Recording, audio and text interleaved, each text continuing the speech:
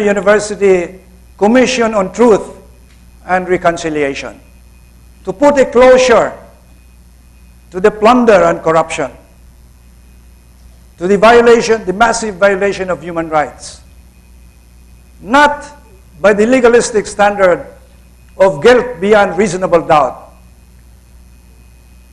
but truth according to the preponderance of credible evidence and testimony.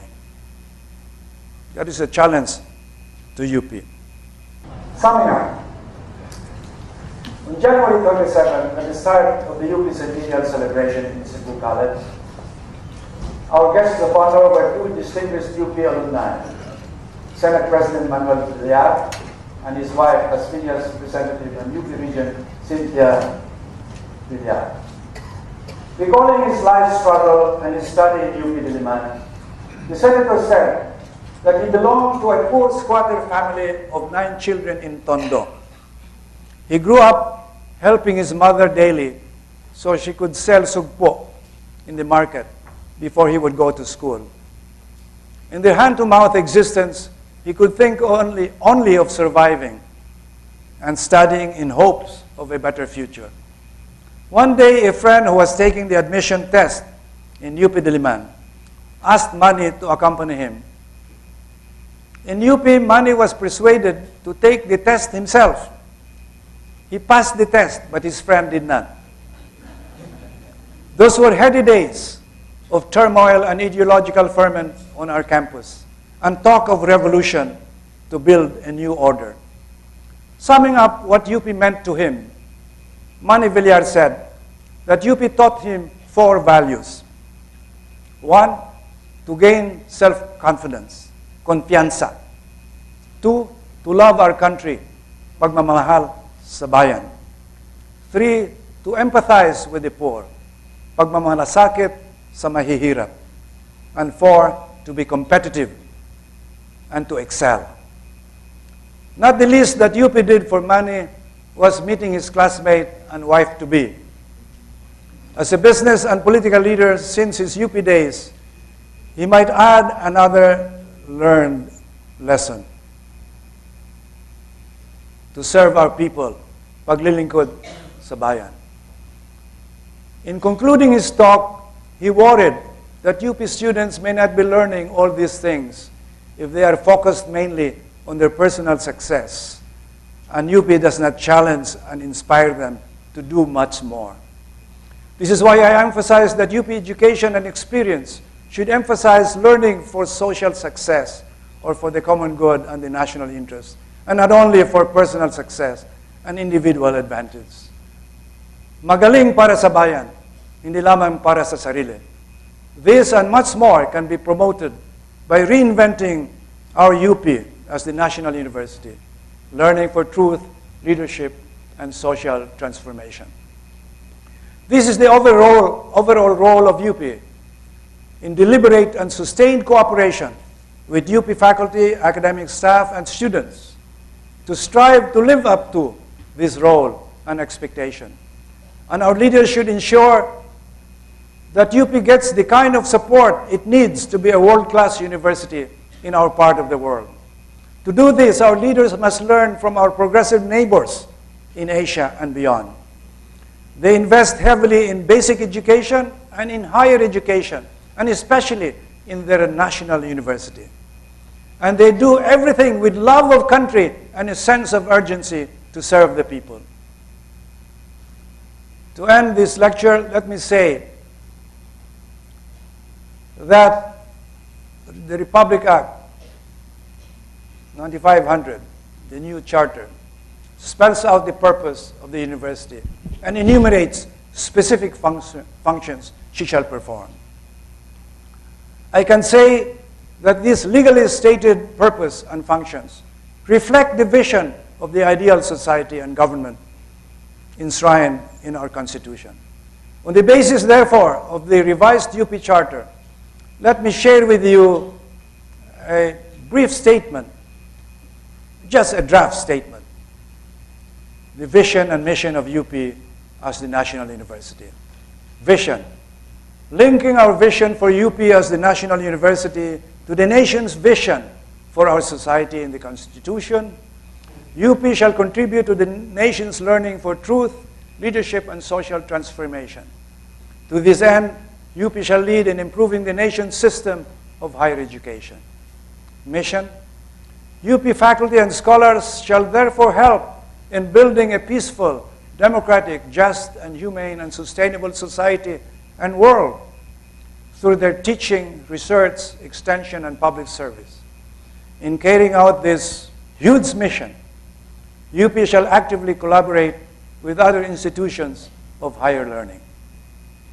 Mga kapatid o kaigsunan, mga higala, malipayon, maligaya, at naragsak na UP Centennial.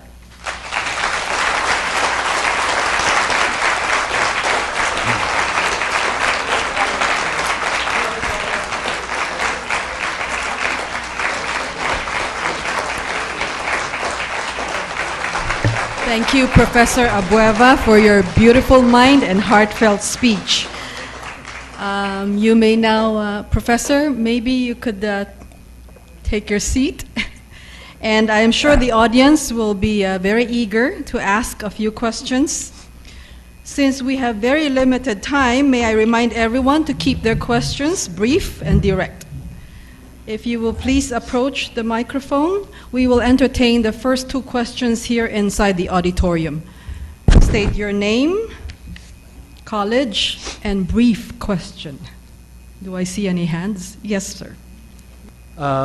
Pepe, I was just waiting for you to say something about as part of your social transformation. Oh, you want to identify?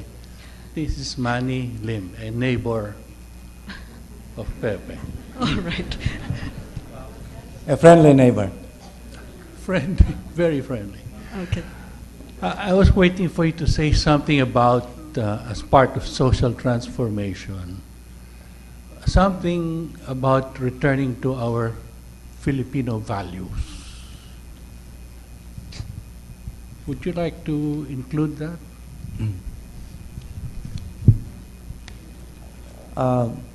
Our sociologists and psychologists say that we have very positive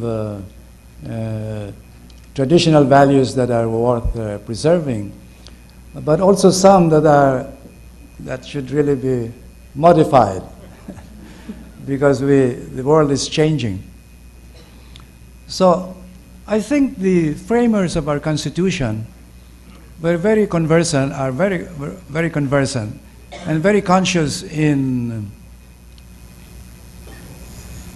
including in the Constitution's goals and values these traditional values that we think of.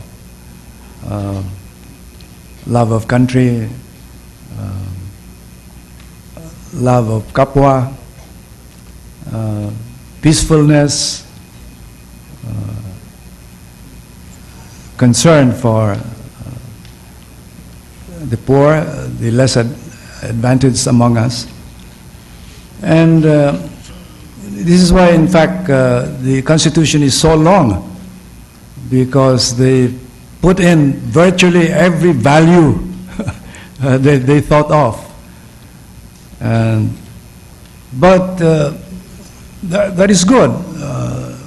We are not lacking really in principles and values in the Constitution, traditional and contemporary, fitting for our changing society and world.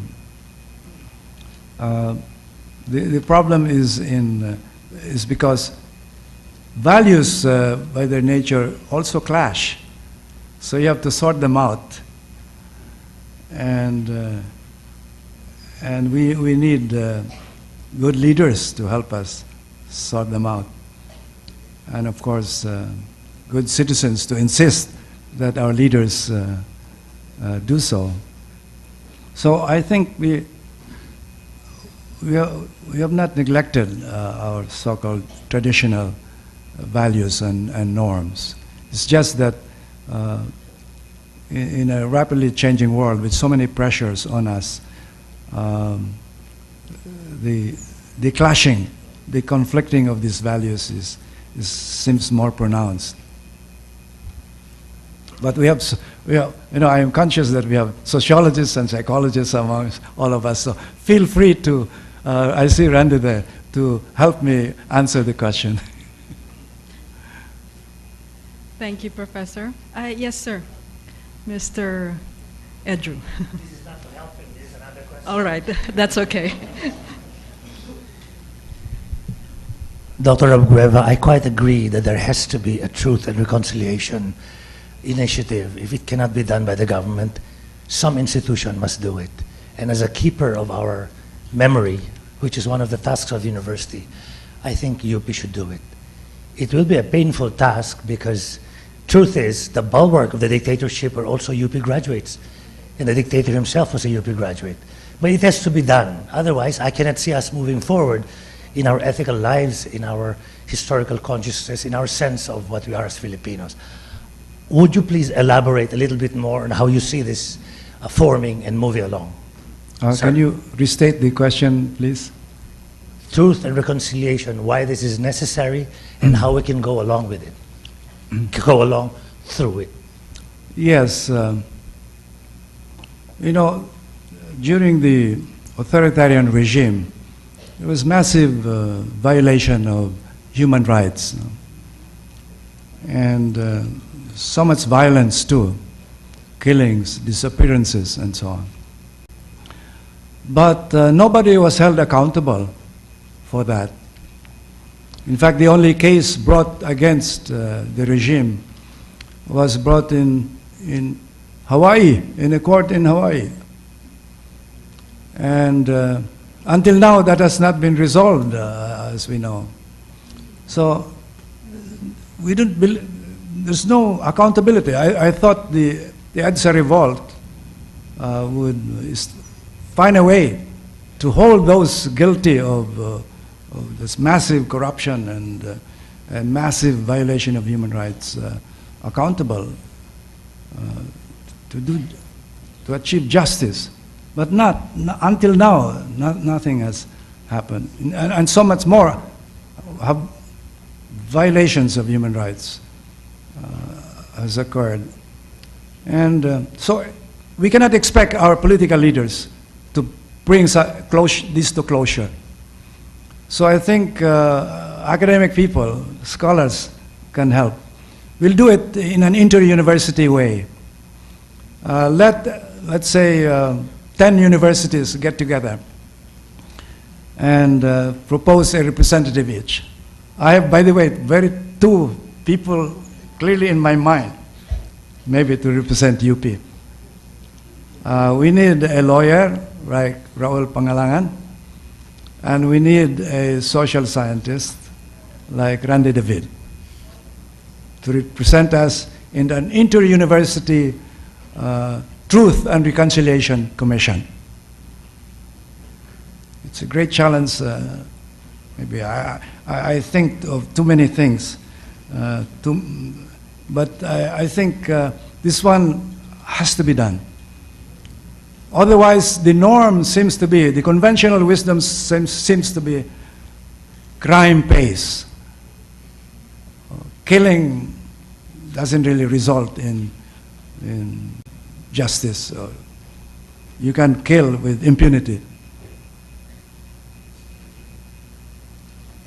Thank you. We have a question from UP Open University. The moderator is Professor Juvie Hervasio. Please take over, Professor Hervasio. Good afternoon.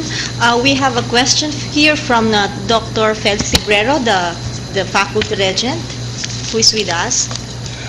Mr. President, I do appreciate your message, reinventing UP. Of course, when we talk about reinventing UP, we might also wish to consider de-inventing